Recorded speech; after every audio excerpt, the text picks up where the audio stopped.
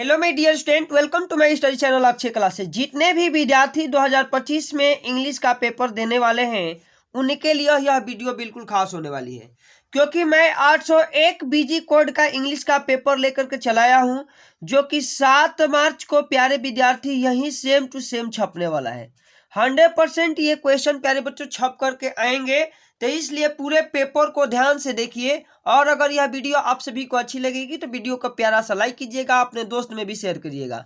सबसे पहले आपको यहाँ पे रोल नंबर और अपना नाम भर देना है पेपर मिलते ही, और पेपर को पूरे विस्तृत तरीके से मिला लीजिएगा कि कोई पेज तो नहीं छूटा है। ये सारे बातें आप लोग सभी प्यारे बच्चे जानते हैं। देखिए 3 घंटे 15 मिनट का पेपर मिलेगा, और 15 मिनट क्या करना है, आपको इंस्ट्रक्शन को ध्यान से पढ़ना है। बहुत सारे बच्चे पेपर मिलते ही इंस्ट्रक्शन नहीं पढ़ते हैं और सीधे हल करने लग जाते हैं। तो इंस्ट्रक्शन आप सभी प्यारे बच्चे बढ़िया से पढ़ लीजिएगा, एक एक करके, कुछ भी आपको छोड़ना नहीं है।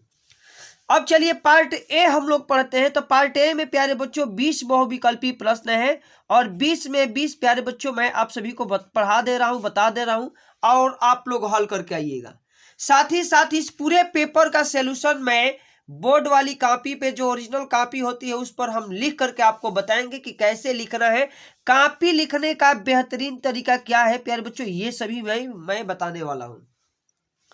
चलिए कह रहे कि 1 से 3 तक करके पैसेज को पढ़ना है और सही ऑप्शन को आपको चुनना है।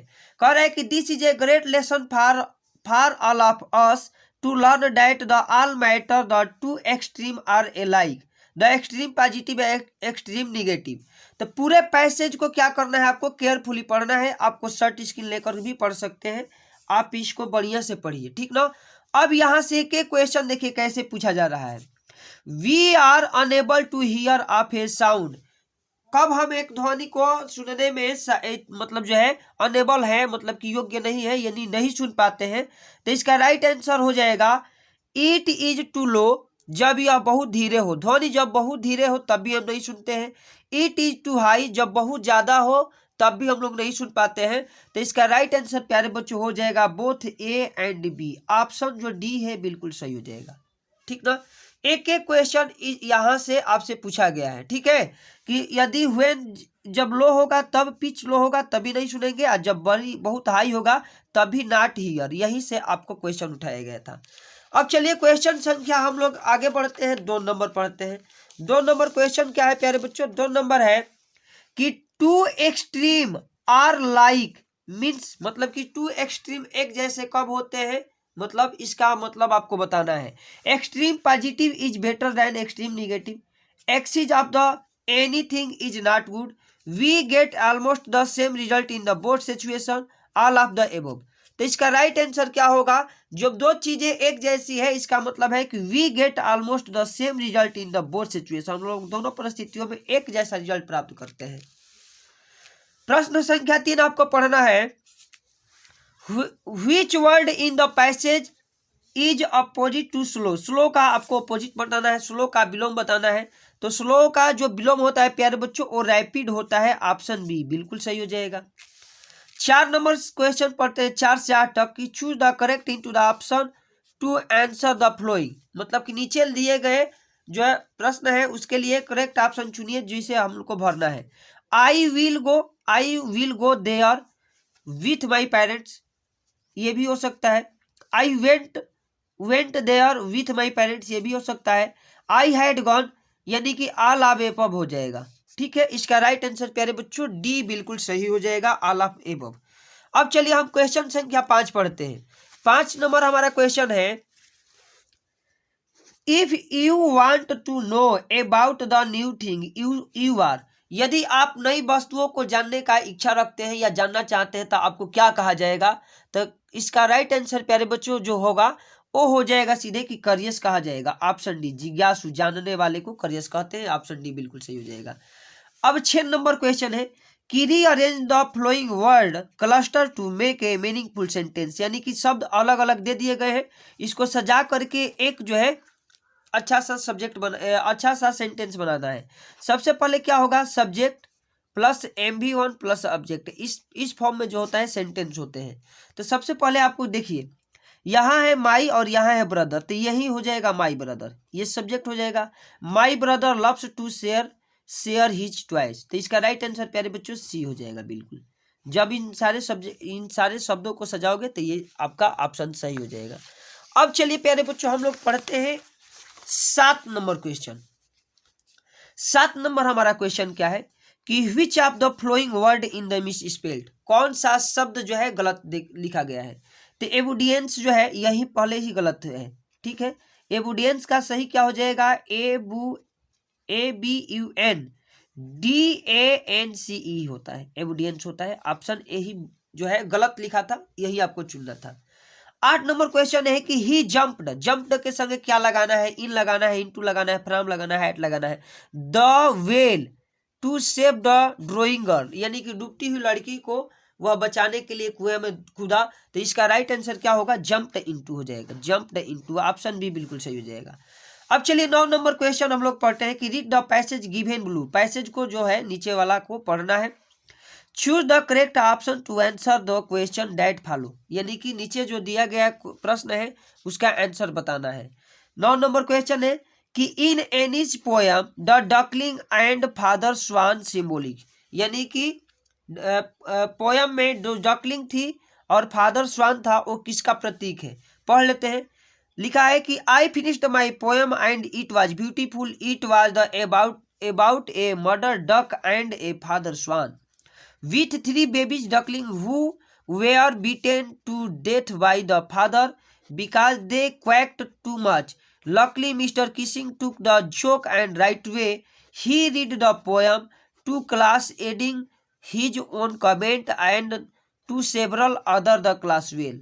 Since then, I have been allowed to talk, have not been assigned any extra homework. ठीक है, इसके आधार पर आपको बताना है। तो इसका राइट आंसर प्यारे बच्चों जो होगा वो हो जाएगा children and parents, children and parents, मतलब कि बच्चे और पिता का प्रतीक यहाँ पे बताया गया है। चलिए अब हम लोग 10 नंबर पढ़ रहे हैं। 10 नंबर क्वेश्चन क्या है कि Mr Keesing had assigned Annie extra homework earlier because, ठीक है।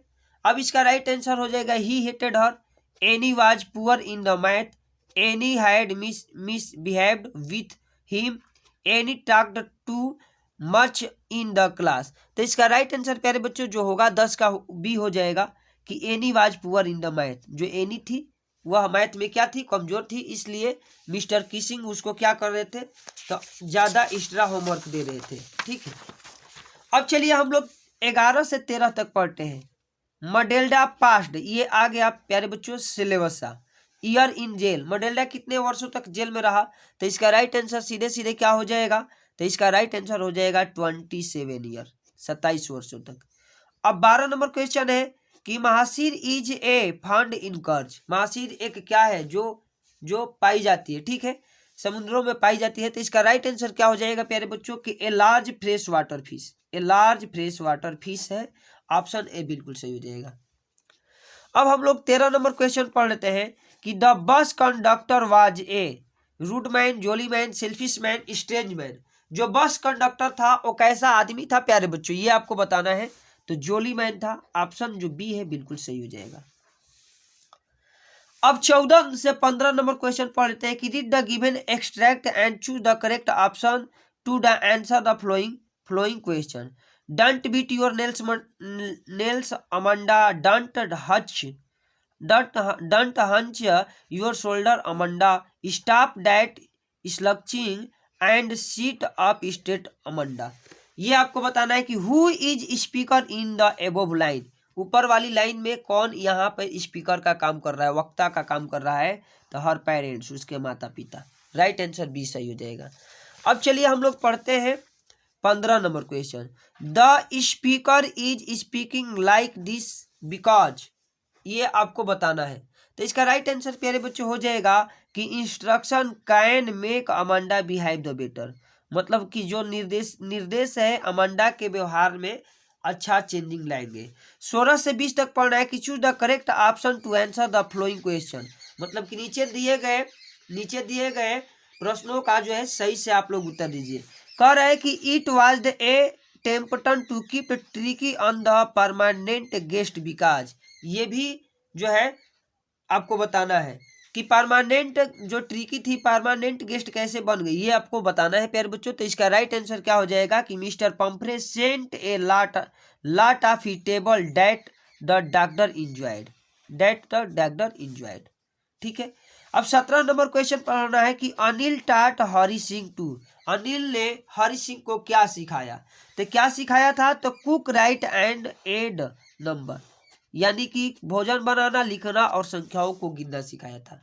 अब चलिए 18 नंबर क्वेश्चन प्यारे बच्चों हम लोग पढ़ लेते हैं। 18 है कि the book gifted to a bride by his mother was, जो ए ब्राइड के मम्मी द्वारा बुक दी गई थी वह क्या थी, तो ये प्यारे बच्चों बताना है। तो इसका राइट आंसर क्या होगा कि the travel of monarch x, ये इस बुक को दी गई थी, तो ऑप्शन डी सही हो जाएगा, यात्रियों मतलब कि मोनार्च एक्स की यात्रा, ठीक है। अब 19 नंबर है कि which of the flowing combination describe Matilda, ठीक है, मटिल्डा के बारे में कौन सा कॉम्बिनेशन है जो फॉलो करता है या उसके अनुसरण के अनुसार दिया गया है। तो मटिल्डा कैसी थी ये आपको बताना है। तो मटिल्डा प्यारे बच्चों फैशनेबल थी, एम्बिशियस थी एंड मिडिल क्लास गर्ल्स थी, ठीक है। इसका राइट आंसर जो है बी सही हो जाएगा, ठीक है, मिडिल क्लास। अब चलिए हम लोग 20 नंबर क्वेश्चन पढ़ते हैं।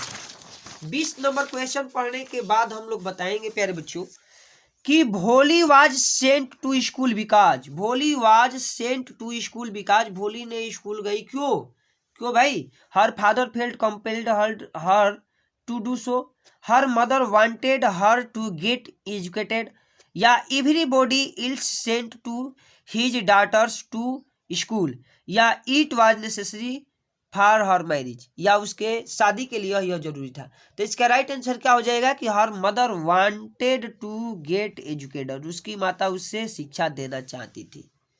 चलिए अब हम लोग पार्ट बी पढ़ लेते हैं। पार्ट बी है कि read the flowing passage and answer the question that follow, ये आपको पूरा पैसेज हम दिखा दे रहे हैं, आप लोग पूरे इसको शर्ट स्क्रीन में पढ़ लीजिएगा, शर्ट स्क्रीन लेकर के पढ़ लीजिएगा। When we winter the New York harbour वाला है, और यहाँ से अंडरलाइन है कि liberty was packed into the 214 crates and sent to New York city, यहाँ तक, यहाँ जो है अंडरलाइन है। अब एक एक बात हम लोग पढ़ते हैं कि whom does the Statue of Liberty represent, Statue of Liberty जी थी वो किसको रिप्रेजेंट कर रही थी। इसका राइट आंसर प्यारे बच्चों कैसे आप लोग लिखिएगा, सबसे पहले पार्ट बी यहाँ पे लगाना है। एक और एकदम ये मोस्ट इंपॉर्टेंट वायरल पेपर है, 100% प्यारे बच्चों छपने वाले हैं। तो यहाँ से आप लोग क्या करिए, इसको तैयार करके जरूर जाइएगा। लिखेंगे कि the statue of Liberty represent a Roman goddess, जो स्टैचू ऑफ लिबर्टी थी वह ग्रीक के देवताओं को प्रतीक कर रही थी, रोमन गॉडेस को। कह रहा है कि what is meant by the underline portion, जो अंडरलाइन पोर्शन है इसका मतलब क्या है। हम लोग लिखेंगे the meant of underline portion is that the statue of liberty was very huge and that why it packed in pieces on 240 crates and sent to New York. मतलब कि इसका मतलब है कि जो लिबर्टी ऑफ स्टैचू थी उसको 214 कैरेट्स बक्सों में भर करके अलग अलग करके न्यूयॉर्क सिटी को भेज दिया गया था। ये आपको प्रश्न संख्या 3 है इसमें कि how did America collect money to install the statue, यानी कि स्टैचू को इंस्टॉल करने के लिए अमेरिका ने कैसे पैसा एकत्रित किया था। तो लिखेंगे हम लोग कि New York newspaper implored people for the donation that money because become available, so now this step to get money for the install statue, यानी कि जो न्यूयॉर्क के अखबार थे लोगों को डोनेशन देने के लिए प्रोत्साहित किए कि, और इस तरह से क्या हुआ था तो पैसे को एकत्रित किया गया था। कह रहे हैं कि which word in the passage means requested, requested का समानार्थक शब्द क्या है, तो ये आपको बताना है प्यारे बच्चों। तो इसका देखिए रिक्वेस्टेड का हम लोग लिख देंगे कि रिक्वेस्टेड मीन्स होता है इम्प्लोर्ड, ठीक है। अब चलिए हम लोग प्रश्न संख्या 2 की तरफ पढ़ते हैं। 2 नंबर है कि write a letter to your elder brother who live in Delhi, आप अपने बड़े भाई को पत्र लिखे जो दिल्ली में रह रहा है। Sharing your feeling about how you miss him at home, आप उसे घर पर कैसे महसूस कर रहे हैं, याद कर रहे हैं, इसके लिए। अथवा में कर रहा है कि write an application to principal of your college to complain that the water tank in the school are not being cleaned regularly. अथवा एक लेटर अपने प्रिंसिपल साहब को लिखिए जिसमें ये आप कंप्लेन कीजिए कि आपके स्कूल की जो टंकी है, वाटर टैंक है, उसकी सफाई नियमित रूप से नहीं हो रही है। तो चलिए किसी एक को करते हैं। हमने क्या लिखा है, एल्डर ब्रदर के वाला। ये प्यारे बच्चों लेटर लिखने का फॉर्मेट होता है। इस साइड आपको क्या रखना है, तो इस साइड आपको जो है एड्रेस वगैरह रखना है जहां आप लेटर को भेजते हैं। तो इंदिरा नगर दिल्ली हमने काल्पनिक ये नाम रखा है, डेटेड यहाँ लिख देना है। उसके बाद लिख देना है कि dear brother, I hope you are doing well in Delhi and how are your job going on the there. मतलब कि प्रिय भाई, मैं आशा करता हूँ कि आप जो है अच्छे से रह रहे होंगे और आपकी जॉब भी अच्छी से चल रही होगी। Me and mom dad are okay here. मैं, माता पिता, हम लोग यहाँ सही है। I am writing this letter to your because we are missing you. मैं इस लेटर को इसलिए लिख रहा हूँ क्योंकि हम लोग आपको क्या कर रहे हैं, याद कर रहे हैं, मिसिंग कर रहे हैं। Specially I am missing you, मैं स्पेशल से आपको याद कर रहा हूँ। डैट मोस्ट, बहुत ज़्यादा। I am very excited to meet you, मैं आपसे मिलने के लिए बहुत एक्साइटेड हूँ। टेक केयर भैया, सी यू सून, मतलब जल्द ही हम आपको मिलेंगे। योर लवली ब्रदर लिखना है। उसके बाद यहाँ पे अपना जो है नाम लिखिए, या काल्पनिक नाम XX करके भर दीजिए, XY करके भर दीजिए, कोई बात नहीं है। अब 3 नंबर है कि write a report on the craft एविजेशन in the your school in about 80 to 100 word. ठीक है, अपने स्कूल में फंक्शनल के लिए आप जो है एक रिपोर्ट लिख सकते हैं। अथवा करके दिया है प्यारे बच्चों कि लुक एट द पिक्चर, चित्रों को देखिए। Taking clause from it right A article and advantage and disadvantage of internet in 80 to 100 word. यानी 100 से 80 शब्दों के अंतर्गत एडवांटेज और डिसएडवांटेज के बारे में इंटरनेट का लिखिए। सबसे पहले आप लोग हेडिंग लगाइएगा प्रश्नोत्तर संख्या 3, question answer number 3। Advantage of internet हम लोग लिखेंगे, internet is one of the most interesting and involving creation of the mankind. जो मानव का इंटरनेट है बहुत ही रोचक और अच्छा क्रिएशन है, मतलब कि अच्छा खोज है। लिखेंगे कि it is revolution in the field of information and technology. यह जो है सूचना और तकनीकी में बहुत जो क्या किया है, रिवोल्यूशन किया है, बहुत आसान बनाया है। The internet has help to cost effectiveness and easy ability of the information. जो इंटरनेट है हम लोग को सूचनाओं ग्रहण करने में बहुत सहायता करता है। डिसएडवांटेज भी लिखना है कि spending too much of the time internet affect of your eyes. मतलब कि इंटरनेट पर हम ज़्यादा समय बिताएंगे तो आंखें भी खराब होंगी। People using too much internet get disconnect from the real world. जो लोग इंटरनेट का ज़्यादा यूज करते हैं वास्तविक दुनिया से हट जाते हैं, ये डिसएडवांटेज है। Internet is a medium for spreading the fake news and rumours. जो इंटरनेट है गलत सूचनाओं को फैलाने का एक माध्यम भी है। चलिए अब ग्रामर में हम लोग लिख लेंगे कि rewrite the following sentence by changing into indirect speech. Direct में दिया है, आपको इनडायरेक्ट में बदलना है। The boy said to the teacher, लड़के ने अध्यापक से कहा, please give me 1 day leave. मतलब कृपया मुझे 1 दिन की छुट्टी दीजिए। आपको 2 नंबर यहाँ से मिलेगा। अब इसको लिखना क्या है कि द बॉय रिक्वेस्टेड, जहां प्लीज शब्द दिख गया वहां लिखना है requested. The boy requested the teacher to grant him a 1 day leave, यानी कि मुझे 1 दिन की छुट्टी दे दीजिए। अब बी नंबर है कि change the following into passive voice. आपको पैसिव वॉइस में बताना है who taught you English. Who है तब बाई होम में चेंज हो जाएगा, किसमें, बाई होम में। अब इसी को आप लोग लिखिए कि by whom was English taught to you. अब आगे है कि पंक्चुएट द फ्लोइंग, मतलब कि नीचे जो शब्द लिखा है इसको पंक्चुएट करना है, यानी कि ही राइट। अब यहां से इन्वर्टेड कमा हो जाएगा और पुनः उतर जाएगा। लिखिएगा कि he wrote I can not come because I am I. ठीक है, आगे पढ़ना है कि translate the following into the English, यानी कि जो शब्द है इसको ट्रांसलेट करना है। कल मैं सुबह पुस्तकालय जाना चाहता था, उसी समय मेरा मित्र मुझसे मिलने आ गया। इस दोनों का बताते हैं कि yesterday morning I wanted to go to library at this time. उसी समय ए फ्रेंड ऑफ माइन, एक मेरा मित्र, कम टू मीट मी, मुझसे मिलने आ गया। शाम तक साथ रहे, हम शाम तक साथ रहे। मित्र से मिलकर मैं खुश था, किंतु पुस्तकालय न जाने के कारण दुखी भी हुआ था। यहाँ से आपको इतने के ही 4 नंबर मिलेंगे। तो आपको लिख देना है कि we stay together till the evening. I was happy meet to my friend but also felt sad, मैंने बहुत महसूस जो दुख भी महसूस किया because of not being able to go to library, क्योंकि मैं लाइब्रेरी नहीं जा सका। अब आ गया लिटरेचर वाला सेशन। लिटरेचर वाले में आपको देखना है प्यारे बच्चों, लिटरेचर है 5 नंबर क्वेश्चन कि answer the following question in the about 30 to 40 word in each. 3 से 6 नंबर आपको मिलेंगे। कह रहे हैं कि mention varieties of a bread that are essential part of the celebrities in Goa, अथवा कह रहा है कि who took pity on the young seagull where did he sleep that night. इसका आंसर किसी का एक का लिखना है, तो हम लोग सीगल का लिख लेते हैं कि the mother seagull took PT, मतलब कि सीगुल की जो मम्मी थी वो ले गई on the young seagull, the young seagull slept in the brink of a ledge standing on the one leg, closing one eyes, अपने एक आंख को बंद करते हुए, एंड द अदर, और दूसरे आंख को भी, he pretended to fall asleep attractive sympathy from his parents but it hardly made of any difference. तो इस तरह से आपको लिख देना है। अब चलिए हम लोग आगे बढ़ते हैं प्यारे बच्चों। तो आगे हमारा क्वेश्चन संख्या है 5 का बी कि how did Valli save money for the bus ticket, bus ticket के लिए कैसे अपना मनी पैसा बचाई थी, या why was Lencho agree with the post office employees, या लेंचो था जो था पोस्ट ऑफिस एम्प्लॉइज पर क्यों दुखी हुआ था या गुस्सा हुआ था। लिखेंगे कि Lencho was angry with the post office employees because he doubted that they had taken out 30 pieces from the involve है, ठीक ना। मतलब कि लेंचो इसलिए दुखी था कि उसे ये पता लग रहा था कि जो पोस्ट ऑफिस पोस्टमैन है उसने उसके कुछ पैसे को चुरा लिया है, फिर लिफाफे से चुरा लिया है।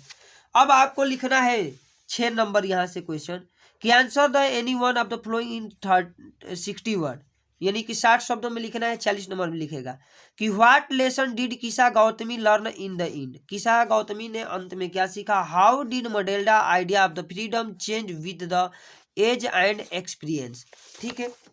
लिखिएगा कि Kisa Gotami learn in the end that death and birth are 2 coins of a life and it is common of all, जो एक ही सिक्के के 2 पहलू है, जन्म और मृत्यु, और जो सब में कॉमन है। फाइनली किसा Gotami learn that death is everywhere, की मतलब जो मृत्यु है सभी के लिए है और सभी जगह है। No one can deny this fact people mourn and weep over the death but only the wise accept the truth and do not grieve. तो यहाँ तक हो जाएगा। अब हम लोग बी का देख लेते हैं। 6 का आपका हो जाएगा। और उसके बाद किसी एक को ही लिखना था। 7 नंबर में लिख रहा है कि mention a few difference between the tiger जू एंड द टाइगर ऑफ जंगल। अब चलिए इसका उत्तर लिखना है, अथवा कर रहा है कि write 4 line any poem prescribed in your syllabus, ठीक है, और वह इसमें नहीं देना होना चाहिए। अब आप एक पोएम लिख दीजिएगा साथ में कि the way A crow Shuk down on me the dust of snow, हो जाएगा फ्रॉम ए हेमलुक ट्री, ठीक ना। तो इस तरह से पोएम लिख करके चले आना है। 8 नंबर क्वेश्चन देखिए कि right the central idea of any one of the flowing poem, किसी एक कविता का सेंट्रल आइडिया लिखना है और 3 नंबर आपको यहाँ से मिलेगा। Fire and ice, the trees, या the tale of custard at the dragon. तो फायर एंड आइस का हम लोग लिख देते हैं। Fire and ice is symbolic poem by Robert Frost. तो देखिए कविता का नाम पता होना चाहिए, उसके बाद जिसके द्वारा लिखा गया था Robert Frost. The poet want to aware the humanity the everything will end one day as a result of the human misdeeds. The poet said that both fire and ice destructive fire of the violence desire will put the world to end, ठीक है। अब यहाँ से हम लोग लिख देंगे 9 number का कि right any one of the flowing about 30 to 40 word. यहाँ से आपको 3 नंबर यहाँ से मिल जाएंगे कि what did doctor do to Tricky, किसी एक के बारे में हमको लिखना था।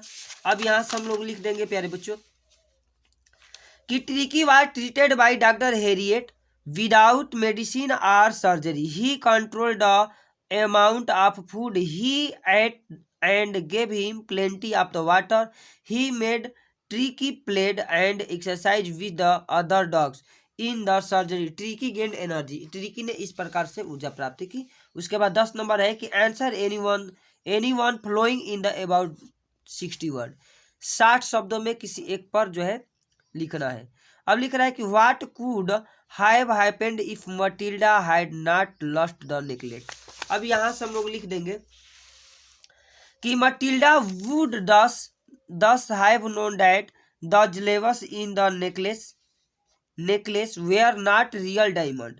It would have cost her a far larger amount to replace it. ठीक है, Matilda would thus have saved herself and her husband all the trouble they went through. ठीक है, तो इस तरह से प्यारे बच्चों पूरा का पूरा मैंने जो पेपर था उसका एक एक बहुविकल्पी और सोल्यूशन आपको जो है लिखने वाला हमने करा दिया। तो वीडियो आप सभी को अच्छी लगी है तो वीडियो को एक प्यारा सा लाइक कीजिए, अपने दोस्त में भी शेयर कीजिए। तब तक हम मिलते हैं अगली और नेक्स्ट वीडियो में।